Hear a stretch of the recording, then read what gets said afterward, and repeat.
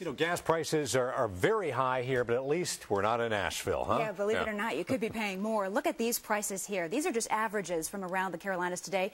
In Asheville, shortages are worse, and that's pushed the average price there up to $4.14 a gallon. In fact, they've already had 3 reports of fistfights between drivers at gas stations in the Asheville area. So the question here is why things are so bad in Asheville. Well, some experts say it has everything to do with distance, how far Asheville is from the Colonial Pipeline. It's the main source of East Coast gasoline supplies, and it runs right through Charlotte. You can't see it, but just beneath the ground here in Charlotte lies a lifeline for drivers.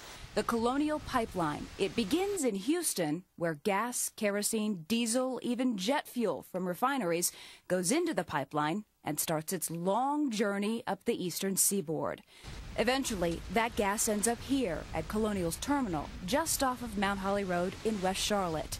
That's where tankers show up, take that gas, and take it on to stations. So what's the problem?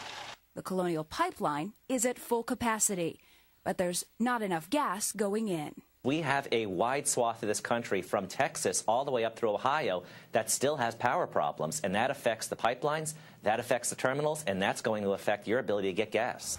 Here's the other issue. Once the gas gets into the pipeline that's underneath my feet, it could take more than a week to get here. See how fast I'm moving? Well, this is about as fast as the gas is moving through these pipes.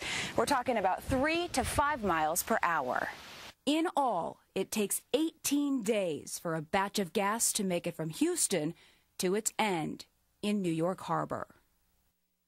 And here's the other thing. When it's running at full capacity, the Colonial Pipeline can deliver 95 million gallons of fuel a day. Fuel is pushed through that pipeline in different batches, and it's done in a way that doesn't mix them up too much. That way, diesel stays diesel and jet fuel stays jet fuel.